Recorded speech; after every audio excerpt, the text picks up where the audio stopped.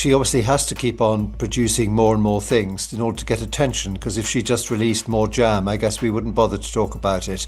It's very, very hard to know what to say, really. I mean, she warned us in the talk with Emma Gride the other day that the Duchess of Sussex launched her American Riviera Orchard lifestyle brand with what looked like a brilliant PR strategy. Send luxury gift baskets to carefully selected celebrities, sit back and watch the social media endorsements roll in. On the surface, it seemed like classic celebrity networking, but dig deeper and you'll discover a calculated campaign that's revealing far more about Meghan's current situation than she probably wanted the world to know. You know, even coming out of the kitchen and going into the drawing room or into the world of fashion or goodness knows what.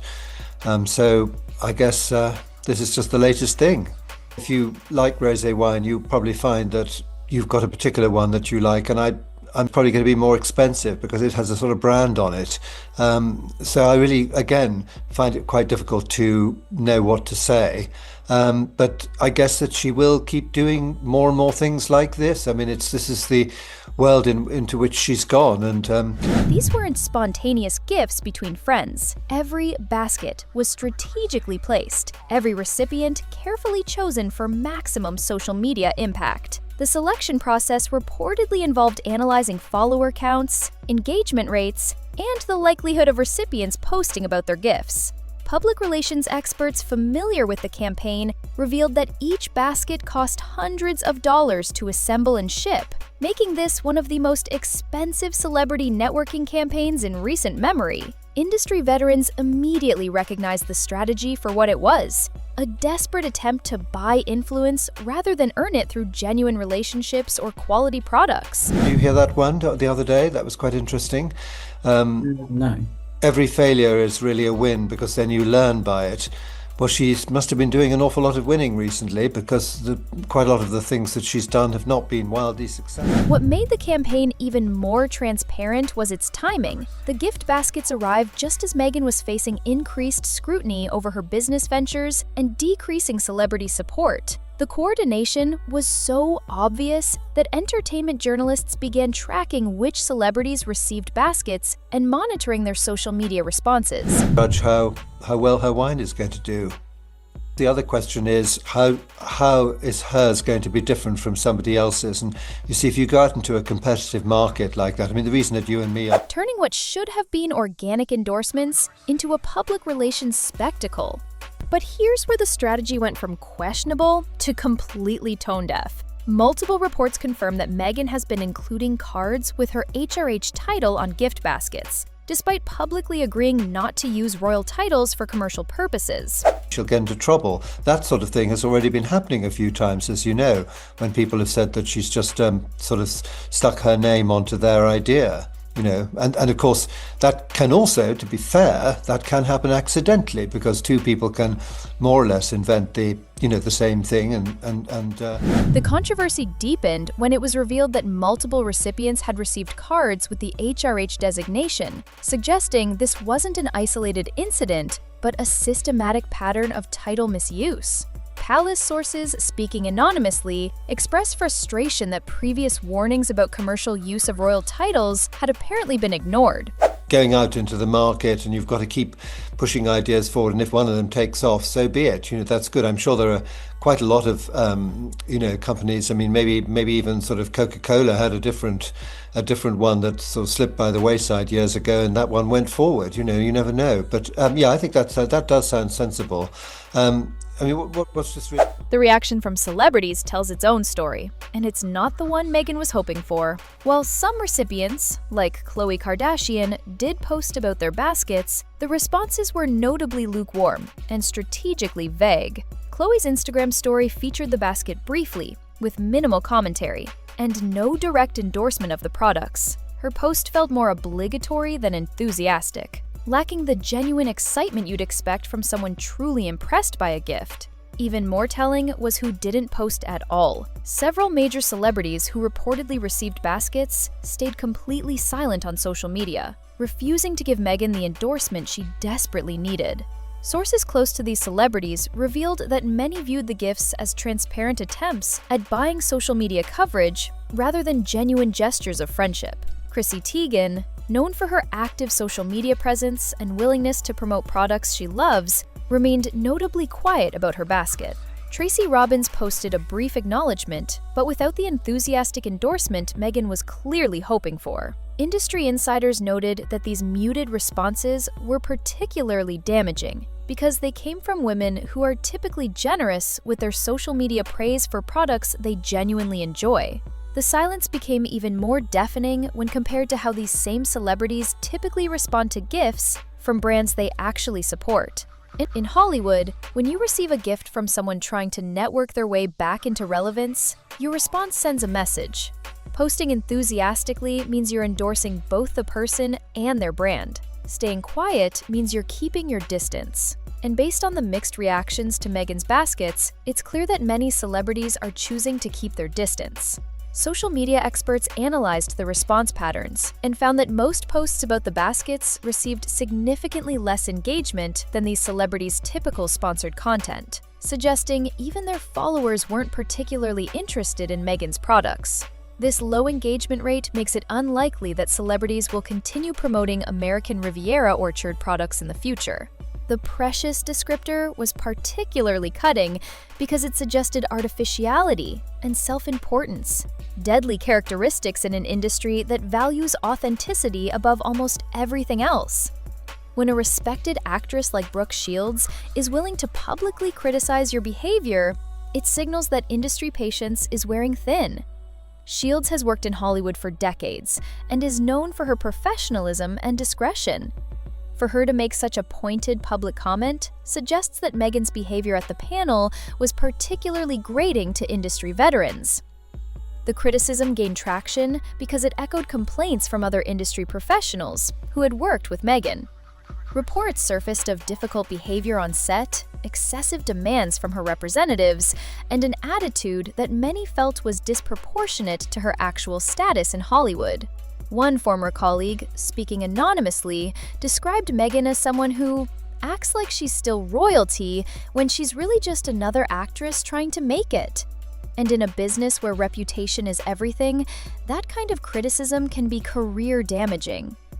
The "too precious" comment became shorthand for everything wrong with Meghan's current approach to Hollywood.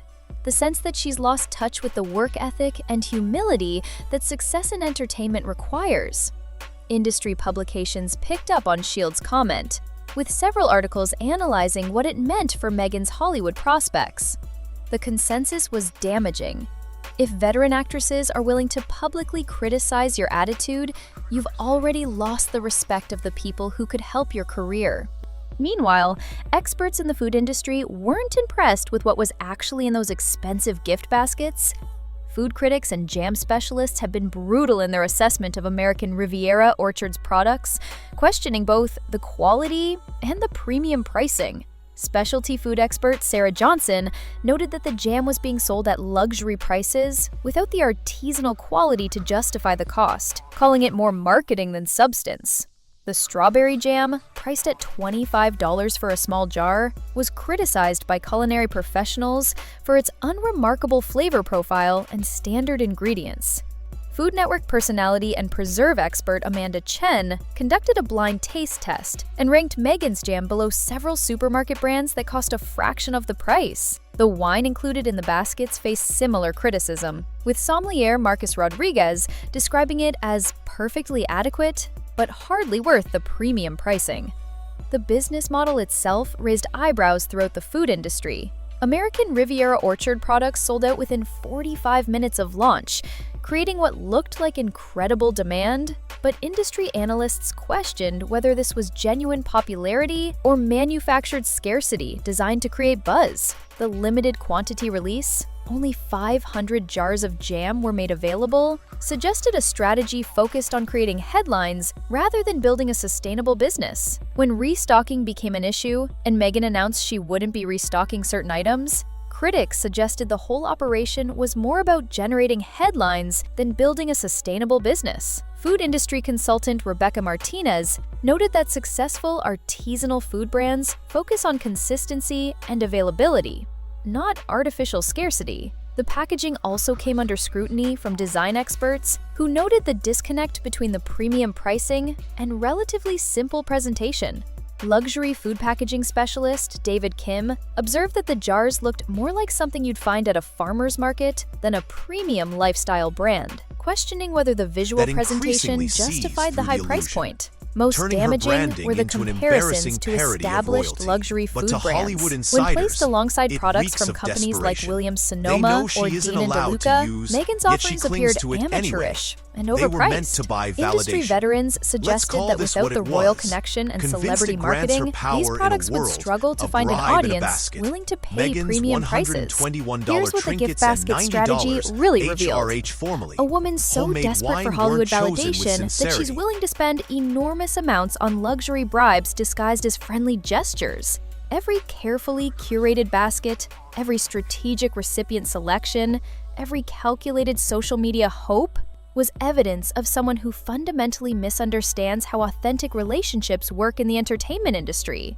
Celebrity publicist Jonathan Miller, who has worked with A-listers for over 2 decades, explained that genuine celebrity gifting happens organically between friends, or as appreciation between collaborators who have worked together successfully. Meghan's approach felt transactional from the start, with recipients immediately recognizing they were being used as marketing tools rather than appreciated as friends. The calculation behind the campaign became even more obvious when entertainment journalists discovered that Meghan's team had researched each recipient's social media patterns, identifying the best times to send gifts for maximum posting potential. This level of strategic planning turned what should have been personal gestures into a corporate marketing campaign, destroying any pretense of authenticity. In Hollywood, where people are constantly being pitched and used for their influence, that kind of obvious manipulation doesn't go unnoticed or unpunished. Entertainment insider Maria Gonzalez noted that celebrities receive hundreds of products from brands hoping for social media coverage, and they've become expert at identifying genuine gifts from calculated marketing attempts. What made Meghan's approach particularly tone-deaf was her apparent belief that her royal connection would make the strategy more effective. Instead, it highlighted how far she'd fallen from her peak influence. During her royal years, celebrities would have been thrilled to receive personal gifts from the Duchess of Sussex. Now, those same celebrities view her outreach as just another publicity stunt from someone desperately trying to remain relevant. The strategy also revealed Meghan's fundamental misunderstanding of her current market position. She was approaching A-list celebrities as if she were still a working royal with significant influence, rather than recognizing that she's now essentially a lifestyle brand founder, competing with thousands of others for attention and endorsements. The gift basket campaign was supposed to be Meghan's pathway back to Hollywood relevance. Instead, it became a case study in how not to network in the entertainment industry. Every strategic basket delivery exposed the calculation behind what should have been genuine gestures. Every mixed celebrity response highlighted how far she's fallen from her peak influence. Every expert criticism of her products revealed the gap between marketing hype and actual quality. The campaign's failure illuminated several critical problems with Meghan's current approach to business and celebrity. Her continued reliance on royal titles for commercial purposes showed someone unable to move beyond the very institution she claimed to want independence from. The lukewarm celebrity responses demonstrated that her influence has significantly diminished since leaving royal duties. Most damaging of all, the continued use of HRH titles on business materials proved that despite all her talk of independence, Meghan still can't function without the royal connection she supposedly wanted to escape.